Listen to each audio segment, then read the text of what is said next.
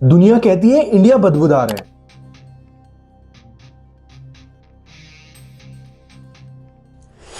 पर रियलिटी ये है अमेरिका सबसे ज्यादा बदबूदार है।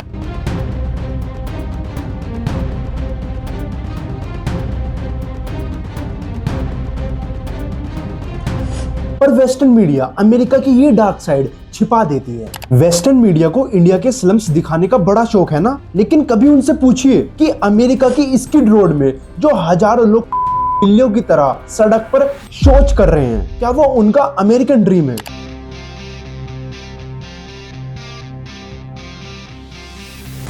दोस्तों, आज हम उस दौर में जी रहे हैं जहां पर लड़ाई तलवारों से नहीं होती बल्कि नैरेटिव से होती है। आपने इंटरनेट पर देखा होगा, जब भी इंडिया की कोई भी अचीवमेंट शेयर होती है, चाहे वो चंद्रयान हो या फिर हमारी जीडीपी ग्रोथ, तो एक स्पेसिफिक ग्रुप तुरंत पुरानी फोटोज और जैसे रेशियल स्लर लेकर आ जाता है। ये लोग दिखाना चाहते हैं कि इंडिया जो है वही पुराना पिछड़ा देश है जो खुले में पूप करता है। लेकिन क्या ये सच है या फिर ये लोग हमारे देश को नीचा दिखाना चाहते हैं? तो चलिए शुरू करते हैं। दोस्तों, जब हम डेवलप्ड कंट्रीज का नाम सुनते हैं तो हमारे दिमाग में क्या आता है कि बड़ी बड़ी बिल्डिंगें, साफ सुथरा शहर और अच्छे लोग। लेकिन रियलिटी इससे बिल्कुल अलग है। आज का यूएसए और यूके वैसा नहीं है जैसा कि हम 90s की हॉलीवुड फिल्मों में देखते थे। आज वहां की सड़कों पर वो सब हो रहा है, शायद भारत की किसी भी सड़कों पर वो सब देखने को नहीं मिलेगा। यूएसए की सबसे बड़ी प्रॉब्लम आज जो है वो है होमलेसनेस।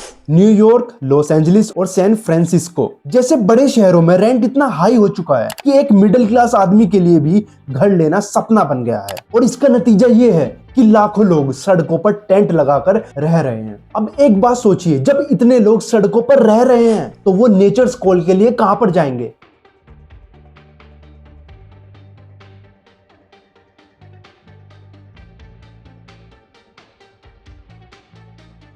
यूएसए में पब्लिक टॉयलेट्स की भयानक कमी है, और जो पब्लिक टॉयलेट्स हैं भी वो इतने गंदे हैं और डेंजरस हैं कि कोई भी लोग उनमें जाना पसंद ही नहीं करता। अब मैं जो बात बताने जा रहा हूं आप उस पर शायद विश्वास ना करें। अमेरिका का एक शहर सैन फ्रांसिस्को, जिस शहर को टेक हब बोला जाता है, उस शहर के लिए पूप मैप ऐप बनाई गई है ताकि लोग देख सके कि कौन सी गली में ह्यूमन वेस्ट पड़ा है और वहां से नहीं गुजरना है। 2018 में ही वहां की म्युनिसिपल बॉडी को 25,000 से भी ज्यादा कंप्लेन मिली थी, और वो कंप्लेन थी ह्यूमन डेफिकेशन की। और एक बार तो सैन फ्रांसिस्को की सड़क पर 20 पाउंड का एक बैग मिला जो पूरा का पूरा बैग ह्यूमन वेस्ट से भरा हुआ था। ये कोई गांव की बात नहीं हो रही, ये दुनिया के सबसे अमीर शहर की बात हो रही है। यूएसए और यूके में आजकल इलीगल इमिग्रेशन का बहुत बड़ा मुद्दा बन चुका है। हजारों लोग रोजाना बॉर्डर क्रॉस करके इन कंट्रीज में एंटर करते हैं। जब ये लोग बिना किसी डॉक्यूमेंट के या पैसों के आते हैं तो सरकार इन्हें टेम्परेरी शेल्टर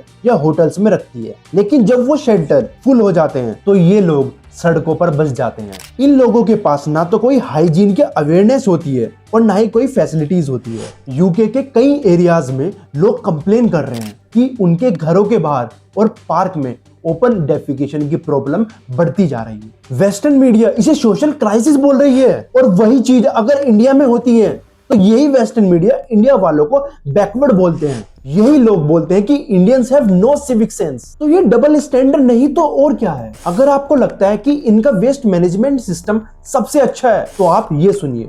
रिसेंट रिपोर्ट्स के मुताबिक यूएसए के लगभग 50% से ज्यादा बीच अनसेफ डिक्लेयर किए जा सकते हैं क्योंकि वहां के पानी में बड़े स्केल पर ह्यूमन वेस्ट पाया गया है। इनके पुराने कंबाइंड सीवर सिस्टम बारिश के वक्त ओवरफ्लो हो जाते हैं और सारा कचरा सीधा समुद्र में बहा दिया जाता है। कैलिफोर्निया की काफी सारी मशहूर बीच इस प्रॉब्लम से जूझ रही है, जबकि इंडिया में साफ बीच की मात्रा बढ़ती जा रही है। एक जमाना था जब हम ही लोग कहते थे कि गोरे लोग बहुत ज्यादा डिसिप्लिन होते हैं, लेकिन आज की लाइव स्ट्रीम उठाकर देख लीजिए। न्यूयॉर्क में रात के 3 बजे अगर आप वॉक करेंगे तो आपको हर 10 कदम पर एक बेघर इंसान जरूर मिलेगा। या तो ड्रग्स ले रहा होगा या वहीं सड़क पर गंदगी फैला रहा होगा। यूएसए में पिछले कुछ सालों में बेघर लोगों की मात्रा 18% से ज्यादा हुई है और फैमिली होमलेसनेस 40% तक चली गई है। जब बेसिक ह्यूमन नीड्स जैसे रोटी, कपड़ा और मकान ही पूरा नहीं होगा तो बेसिक सिविक सेंस तो आप लोग भूल ही जाइए। वेस्टर्न कंट्रीज, खासकर यूरोप और यूएसए,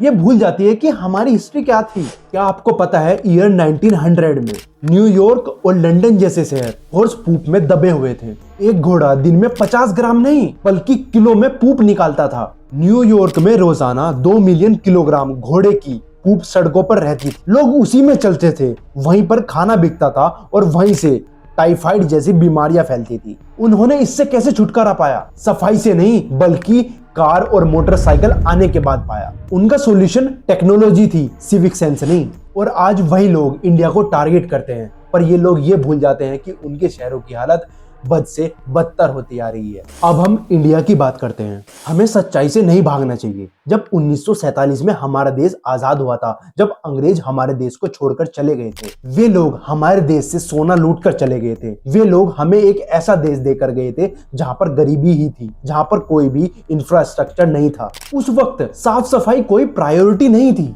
उस वक्त पेट भरना ही सबसे बड़ी प्रायोरिटी थी। दशकों तक हमारी ग्रामीण इकोनॉमी में टॉयलेट्स को एक लग्जरी माना जाता था, क्योंकि लोगों की ये सोच थी कि टॉयलेट घरों में रहना एक अशुभ चीज है। इसलिए वे लोग बाहर खुले में जाकर पूप करना पसंद करते थे। लेकिन 1980s के बाद चीजें बदलना शुरू हुई कि 1986 में CRSF लॉन्च हुआ। ये पहला बड़ा कदम था, लेकिन इसमें एक बड़ी कमी थी। ये सिर्फ कंस्ट्रक्शन पर फोकस कर रहा था, ये बिहेवियर को चेंज नहीं कर पाया। सरकार ने टॉयलेट तो बना दिए, पर लोगों ने उन्हें स्टोर रूम में बदल दिया। क्यों? क्योंकि उन लोगों का यही मानना था कि खुले में जाना ज्यादा अच्छा है, क्योंकि अगर हम अपने घरों में टॉयलेट रखेंगे तो वो एक गंदी चीज है, वो एक अशुभ चीज है, क्योंकि हम अपने घरों में खाना बनाते हैं, पूजा पाठ करते हैं। और यहाँ से हमने सीखा कि दीवार खड़ी कर देने से देश साफ नहीं होता, लोगों की सोच बदलनी पड़ती है। और सन 2012 में इसका नाम निर्मल भारतीय अभियान रखा गया।